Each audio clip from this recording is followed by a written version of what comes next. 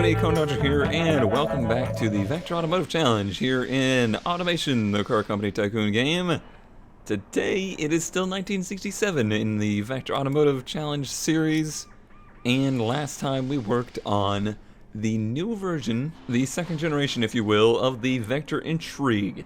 This is the car that started our company, so it was really important to revive this car and have people really excited about it.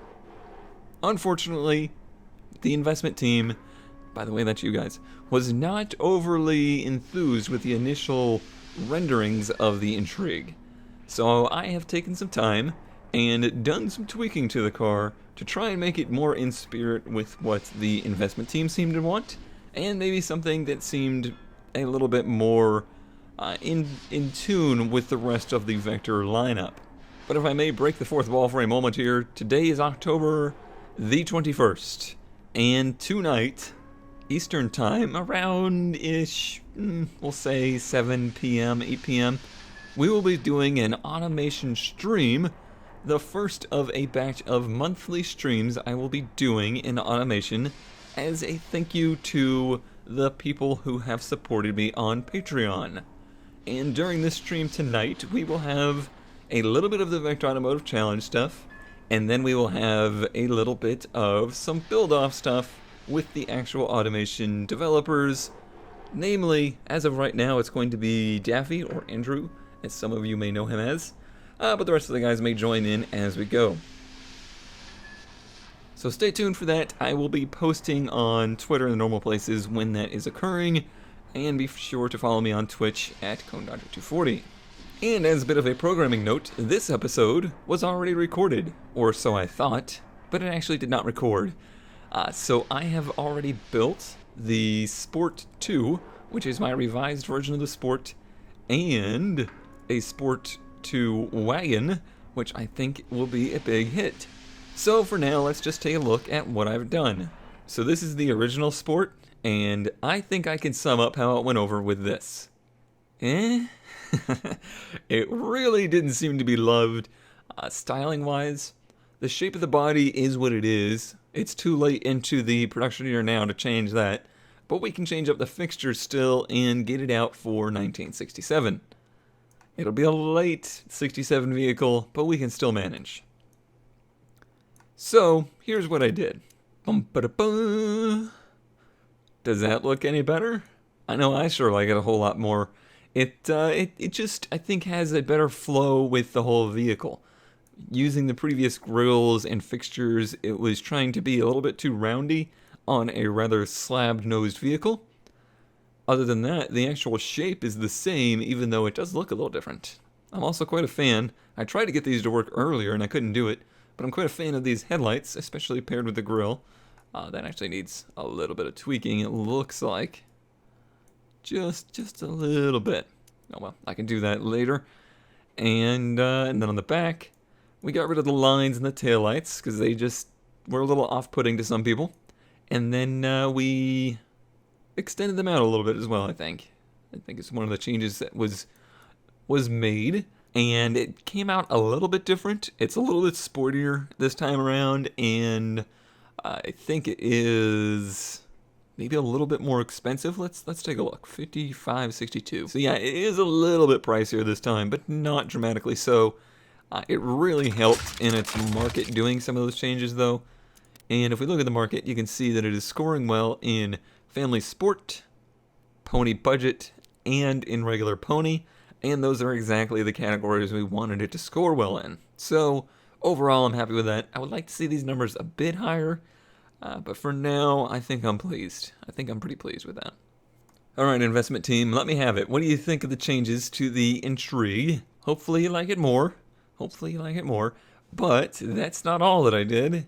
I also decided to work on some trim packages. And this one really just fell right into place. I didn't even put too much tuning into it. I basically made one change, and it completely changed the vehicle for a really, really good direction.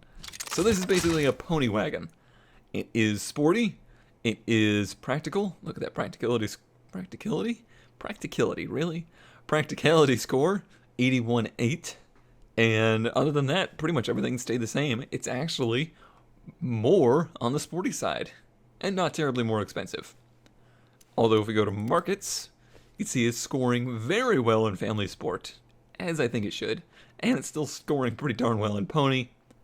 I am selling this one at a little bit more of a markup because it will be lower production and it's more of a niche car, so we need to make more money off of every unit.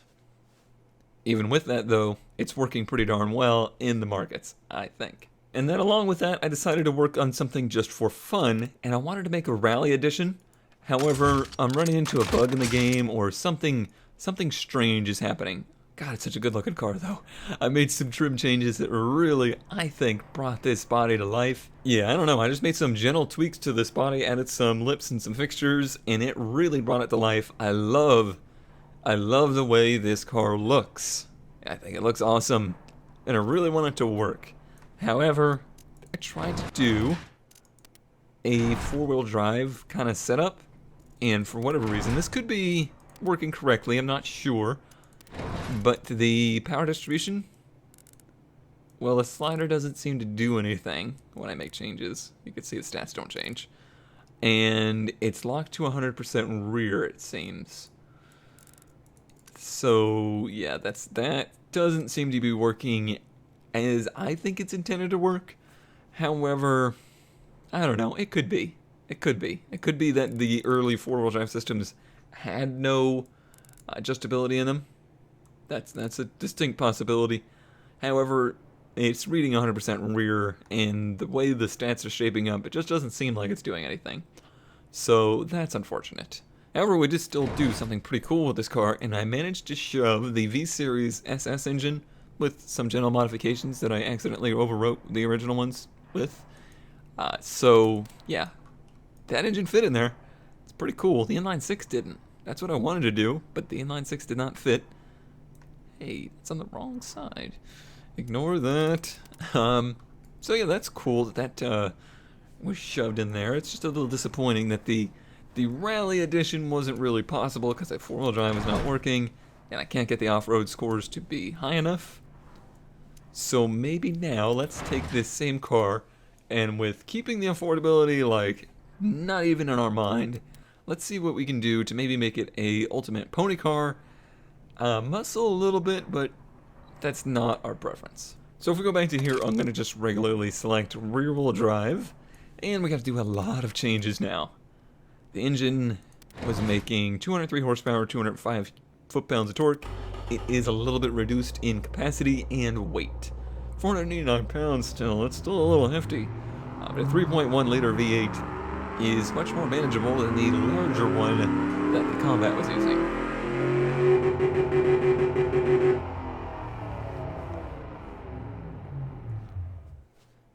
Okay, so starting here, let's see about, well, the top speed is still pretty low, and the gearing seems okay for now. And let's see. Yeah, I gotta get rid of some of this off-road stuff before any of this is gonna make any sense.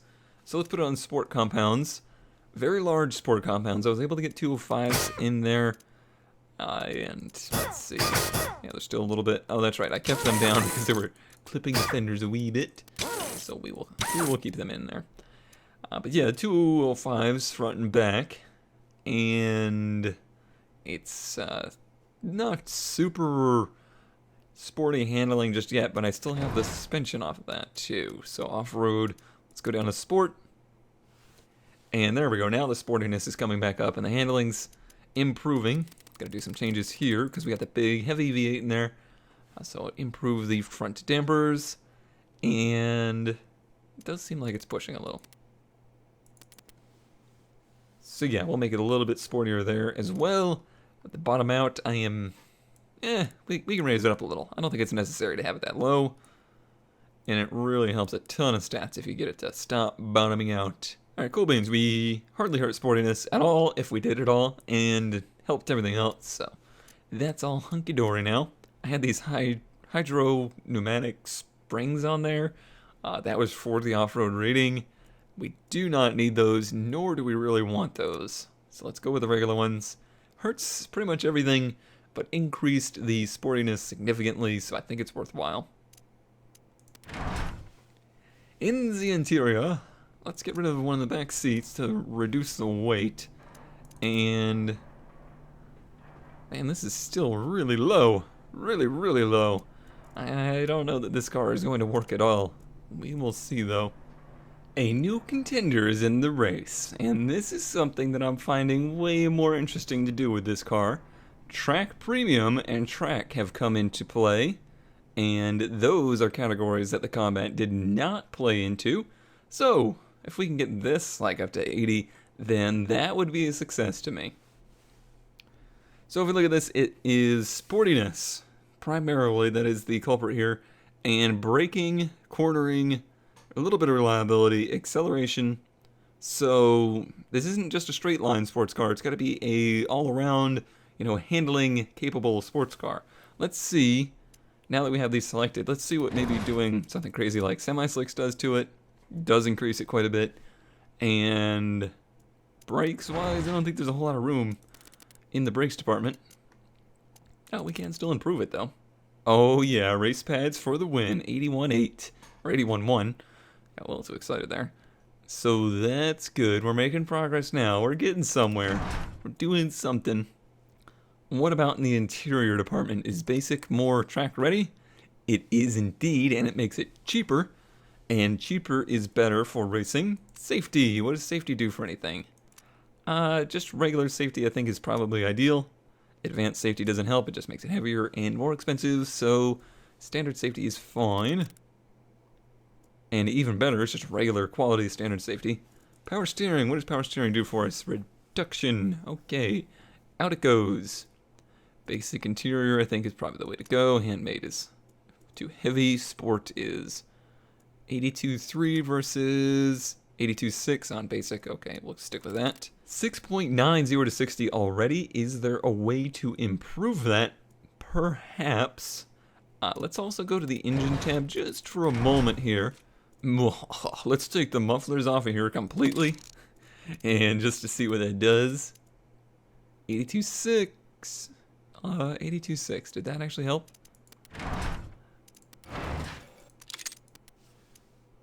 It's the same. And if it's the same, then no mufflers on this baby. I'm just kidding. You gotta have mufflers to sell it. And a little bit of fine tuning on the suspension to get it to be just at the cusp of oversteer. And probably you can get rid of that ride height too.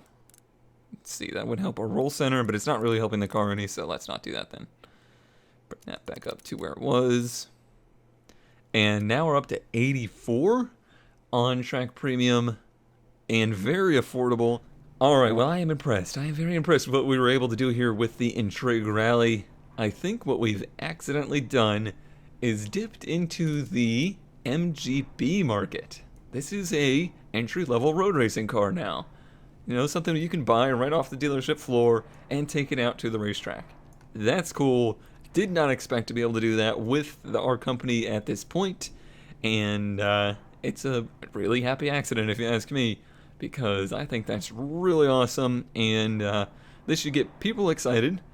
People like the general public, magazines that'll be featured in magazines now. They'll see it at their local racetracks, and hopefully it's got you guys excited too.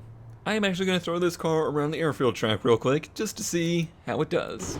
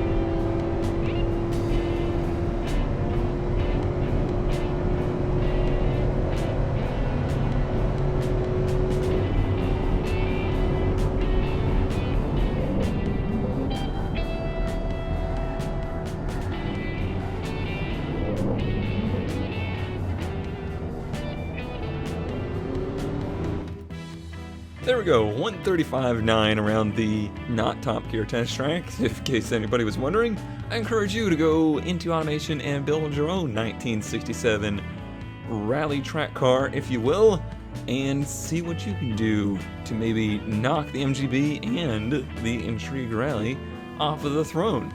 Alright, well, due to the little recording error earlier, that's going to be it for today. A little bit of a shorter episode, but to make up for it, we are going to have the Automation stream tonight.